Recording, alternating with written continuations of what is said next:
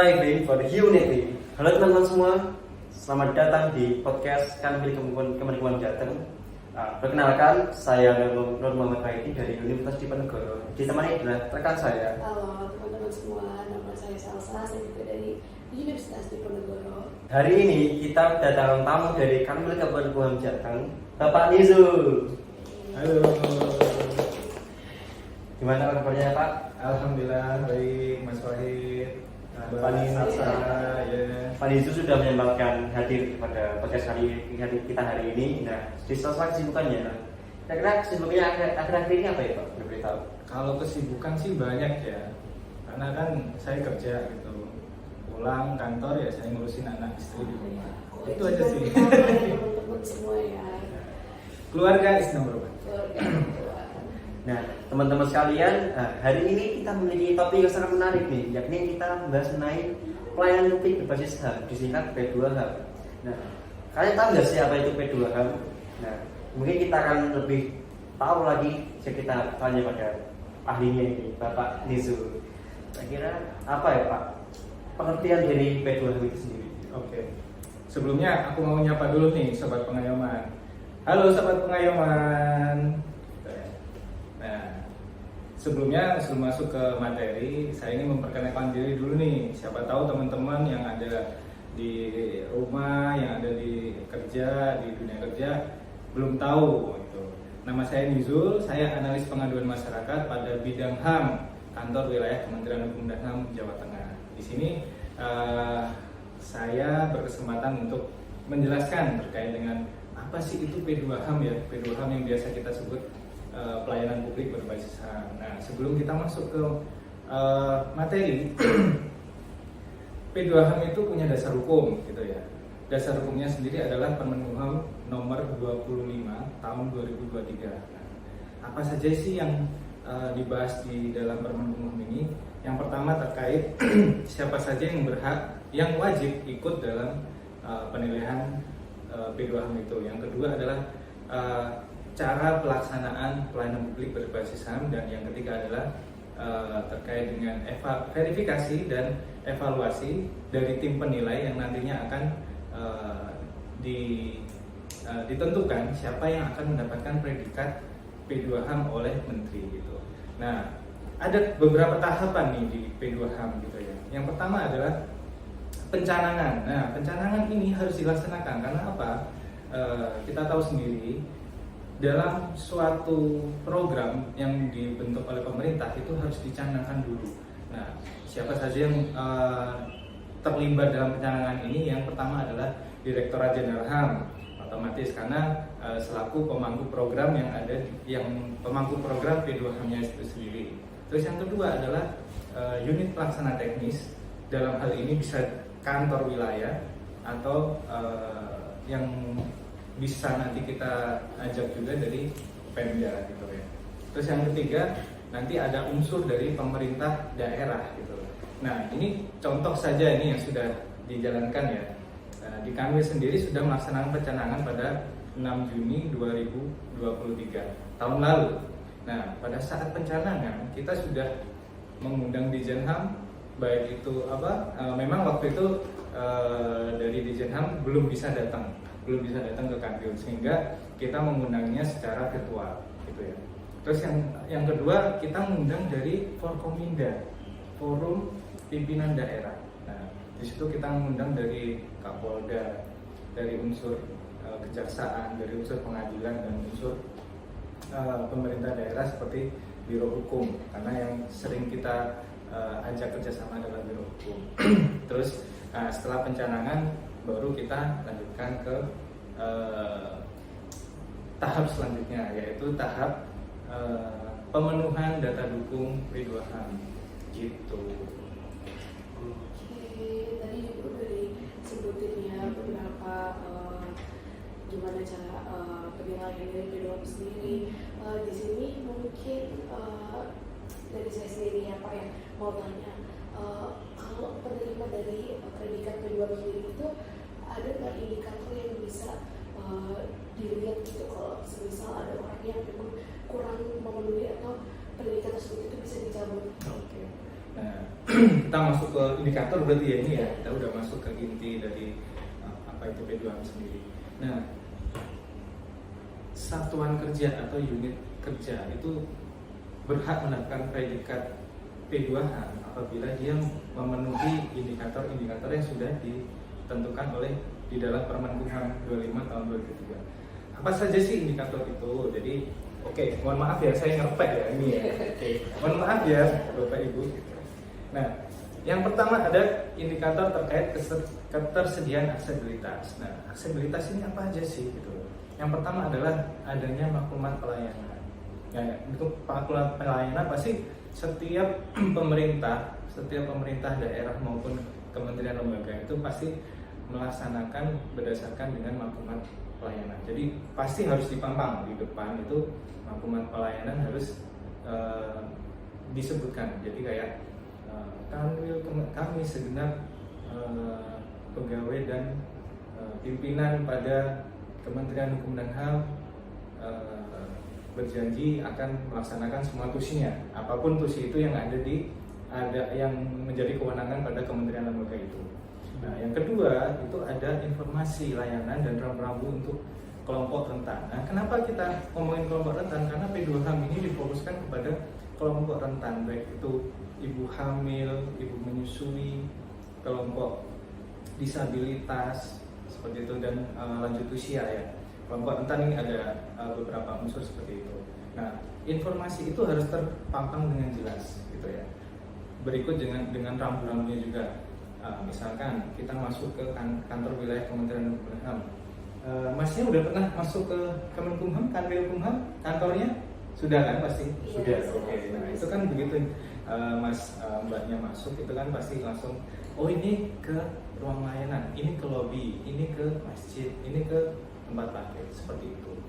Kemudian yang ketiga terkait dengan adanya adanya penanganan pengaduan. Nah, di setiap layanan itu kan pasti ada yang dalam tanda kutip ya, ada yang nggak terima gitu. Ada yang merasa saya ini nggak dapet nih apa yang saya inginkan, otomatis dia harus ngadu, harus melaporkan, harus menyampaikan kepada entah itu ke pejabatnya langsung atau ke pihak luar. Nah, di sini di P2HAM ini harus terpenuhi itu.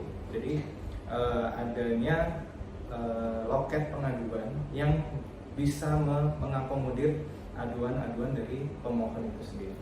Kemudian yang keempat adalah layanan khusus bagi kelompok pengunjung rentan. Apa saja sih layanan khusus ini? Yang pertama harus ada petugas layanan yang bisa mengarahkan. Jadi ada petugas layanan yang bisa mengarahkan kelompok rentan ini untuk mendapatkan layanannya, gitu, layanan yang diinginkan. Terus yang kedua, yang kelima yaitu rantai pemandu. Nah, kenapa harus ada rantai pemandu? Nah, salah satu disabilitas, kelompok disabilitas atau pengunjung disabilitas, kita kan nggak menutup kemungkinan bahwa pengunjung itu semuanya normal. Ya mohon maaf, semuanya normal kan nggak mungkin. Kita bisa dapat pemohon itu atau pengunjung itu yang mohon maaf tunanetra ataupun mohon maaf tidak bisa jalan karena ada masalah gitu. Nah, ada rantai pemandu. Nah, rantai pemandu ini tujuannya adalah memandu tunanetra untuk dia dari tempat parkir atau dari tempat dia diturunkan dari kendaraannya agar bisa istilahnya menuju ke tempat layanan seperti itu. Nah, itu memang sudah terbantu fasilitas yang memang ada di Nah, bentuknya apa ya? Ada dua guiding block gitu. Jadi kita kalau lihat guiding block itu kan ada yang guiding block lurus dan ada guiding block yang bulat-bulat. Kalau lurus itu berarti jalan terus. Kalau yang bulat-bulat itu berarti harus hati-hati karena di situ mungkin ada pertigaan, ada belokan atau tanjakan seperti itu. Terus yang keenam ada alat bantu kelompok rentan. Nah, alat bantu ini apa aja sih?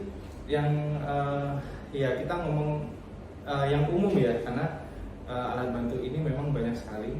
Nah, yang umum adalah kursi roda dan alat bantu jalan. Ya, mungkin lebih bisa lebih banyak lagi kayak alat bantu ini bisa huruf braille seperti kayak tunanetra itu kan punya cara untuk membaca ya, meskipun bukan nggak bisa melihat, mohon maaf nggak bisa melihat, tapi dia bisa membaca dengan cara huruf braille tadi gitu. Terus yang ketujuh itu ada jalan landai. Nah, gunanya apa sih ada jalan landai? Karena itu tadi ada kursi roda, benar Mas Fahir, ada kursi roda, dan kita pasti otomatis pada saat ada pengunjung yang membutuhkan bantuan dan dia membawa kursi roda, itu biar bisa memudahkan untuk maju ke mana, ke dalam ruang layanan seperti itu. Terus yang terakhir ada jalan. Nah, jalan ini harus bisa menghubungi antara penghubung antar tempat parkir, terus ke tempat layanan, terus lanjut ke tempat ibadah apabila pemohon itu mau beribadah. Itu harus jelas, harus benar-benar ada petunjuk arah, harus ada guidingnya biar layanan itu bisa lanjut bisa terlaksana dengan baik. Oke, jadi sudah dijelaskan ya teman-teman bahwa memang kriteria yang dimasukkan tersebut adalah agar dapat mempermudah, terutama bagi kaum rentan itu tersendiri dalam mengakses P2HAM itu tersendiri. Nah, mungkin kita juga perlu bertanya nih Mas. Iya. Kira-kira dalam penilaian dari P2HAM itu prosesnya itu bagaimana ya Mas? Oke. Sebenarnya tadi kalau indikator itu memang masih banyak ya, masih banyak lagi. Cuman kita kalau mau menjelaskan ini satu-satu memang agak panjang ya. Nah, kita masuk ke penilaian. Nah, penilaian ini itu kalau berdasarkan dengan Permenkumham, Peraturan Menteri Hukum dan HAM Nomor 25 Tahun 2003, itu tim penilai dibentuk oleh Menteri langsung. Jadi di situ ada pihak unsur eksternal dan unsur internal. Ada tim Dirjen HAM, ada tim sendiri. Nah, sebelum dilakukan penilaian itu, tim Dirjen HAM itu melakukan verifikasi. Jadi enaknya gitu. Jadi pada saat kita mengupload data dukung sesuai dengan indikator itu, kita diberi waktu untuk memperbaiki. Nah, itu masih istilahnya itu sangat membantu sekali buat satuan kerja maupun kanwil untuk mengetahui mana sih ini yang kurang gitu. Nah, pada saat itu udah sesuai, ini hasil verifikasinya udah sesuai dengan indikator. Nah, itu kita bisa lanjut ke penilaian. Nah, pada saat penilaian ini yang tadi sudah dibentuk oleh Menteri Hukum dan HAM, itu penilaiannya ini ya kita nggak tahu ya bagaimana pertimbangannya. Cuman ada beberapa proses, yaitu penilaian ini dilakukan pada bulan Oktober tahun berjalan. Ini sudah November, berarti seharusnya penilaian itu sudah selesai di kantor pusat di Dirjen HAM. Terus yang kedua adalah penilaian sebagaimana dimaksud tim penilai yang dibentuk oleh menteri yang tadi saya sampaikan.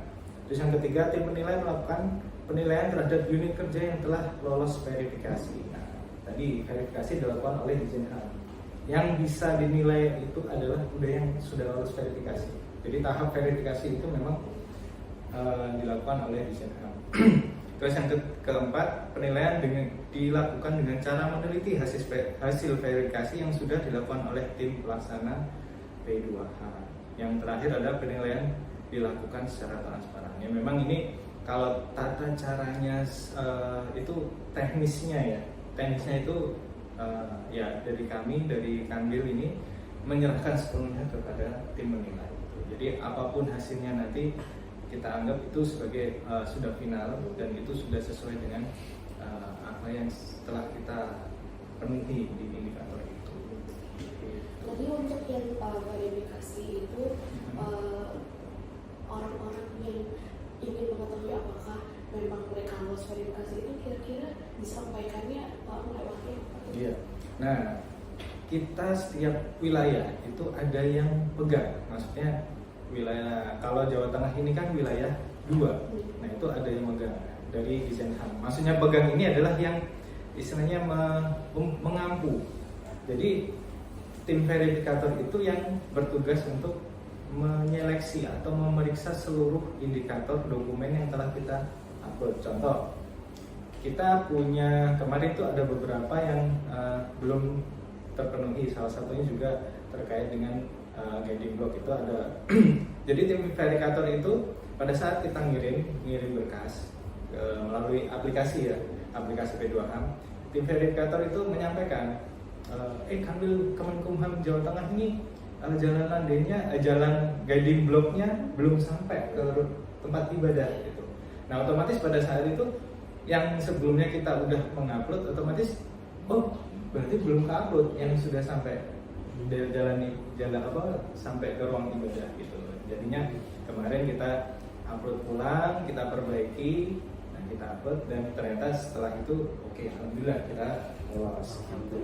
Nah, gimana caranya satuan kerja itu tahu kalau itu lolos apa enggak? Nah, itu tim verifikator dari Dijenham telah setiap periodik itu melakukan istilahnya share ya, membagikan gitu. Oh ini satuan kerja yang sudah sesuai, belum sesuai, atau belum sama sekali itu disampaikan. Dan kita punya grup, memang ada grup WA. Grup WA itu yang kita anggap kita buat sebagai jembatan untuk satuan kerja untuk bisa berkomunikasi dengan pusat seperti itu. Jadi itu. Menarik nih Mas, terutama buat orang-orang yang dipercaya oleh Kementerian Hukum dan HAM tersendiri untuk melakukan penilaian terhadap bagaimana P2HAM ini diterapkan di kantor-kantor seperti itu ya. Iya. Nah, kira-kira buat para penilai ini mereka juga memiliki persepsi sendiri ya, tidak Mas terhadap. Kalau itu pasti ya, karena kan tim penilai ini kan dibentuk bukan dari internal saja gitu loh. Karena tim penilai ini bisa dari pihak luar juga, ada unsur dari pihak luar juga. Ada ombudsman di situ, terus ada kalau nggak salah ada Kementerian Sosial juga di situ. Jadi tidak semuanya. Jadi mereka pasti punya anggapan atau pandangan sendiri lah terkait dengan pelaksanaan P2HAM di Kemenkumham khususnya di Jawa Tengah ini. Jadi mereka persepsinya pasti beda-beda. Banyak pihak terlibat juga ya Pak? Iya, banyak pihak terlibat. Ya, kemudian mungkin ini udah bulan November ya Mas? Iya.